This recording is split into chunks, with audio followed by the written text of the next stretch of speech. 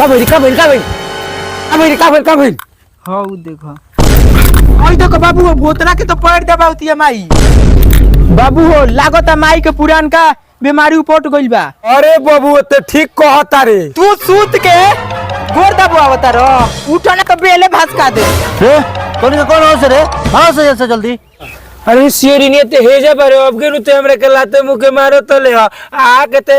बोतरा के गोर दबावता रे चल चल चल चल हई बोतरा तार बता हो गइल हम तार दुश्मन हो गइल बनी भले तू चलत बेसी मार लिए बाकी चल अरे कौन है सर देखि नहीं ना ठीक बिना हमरा दिले बोलावत है देखि नहीं रे कौन हो से रे अच्छा ते सियराउस रे सुन आज से ही हमार मेहरारू बिया ठीक बा अब हमनी के बीच में ते मत ये बात समझ में आइनु और फेरे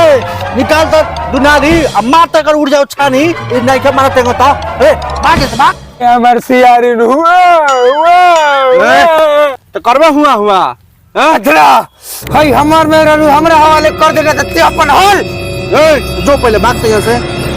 अगर सुन क्या कर लेबे तेरा कुछ ना कर पाइबे ठीक बा ये हमार मेहरारू बिया अगर सुन अगर तोरा विश्वास नहीं केनु तो एकरे से पूछ कि केकर मेहरारू है पूछ तुम बोथरा पहले ते हमरा के एकरा से बात कर ले दे ओकरा बात फैसला होई ठीक बा बतिया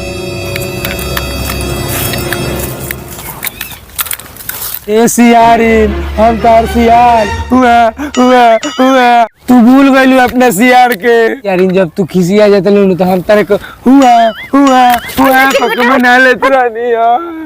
और आज तू हमरा के भुला गइलू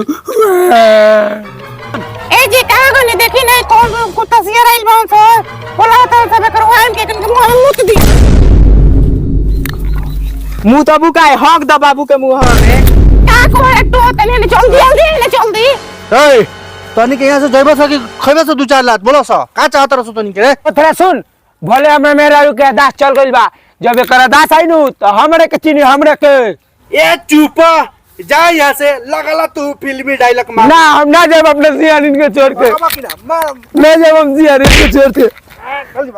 ए भोथरा सुन ते हमरा मेहरारू के हमरा हवाले ना करबे नु तो जाकनी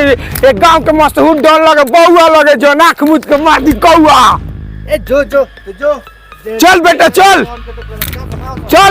साथ साथ में गोलुओ डॉन के लिए हो जाई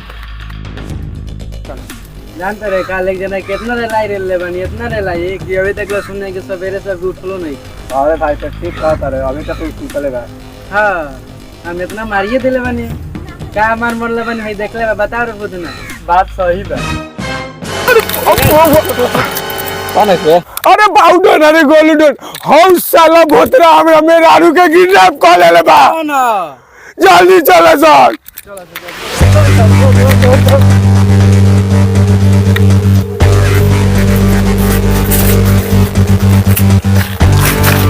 बदला बउआ ठीक लगा तो उठा लिया बस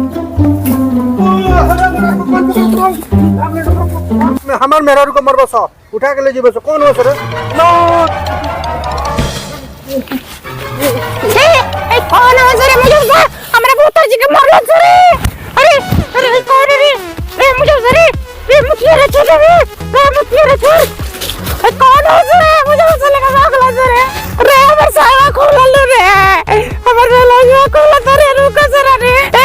हमर मेकअप वाले लो उठ लाली छोटा था हमर उठ लाली छोटा था रुक मारे के लिया देनी जल्दी का करे बा छूट गई हमर उठ लाली छूट गई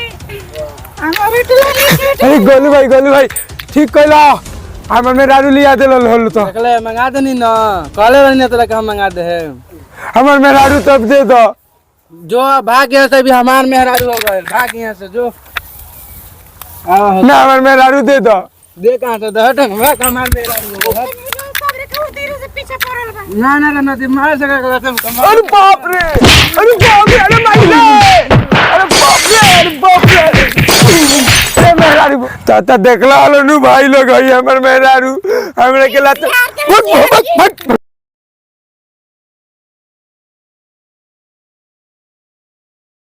भाई लोग हई हमर मेहरारू ये सियारिन कि जैसे बिया जैसे इनकर माइंड के हैंगिंग प्रॉब्लम चलेला ई दूसरा के संग भाग जाता रही ये हम बहुत दुख के बाद भाग के हमर मेहरारू वाले के छोड़ देता रही बस मिलते हैं अगले वीडियो में दोनों मर्द मेहरारू साथ में डायरेक्टर सब और लाइक कमेंट और शेयर जरूर करें भाई लोग बाय।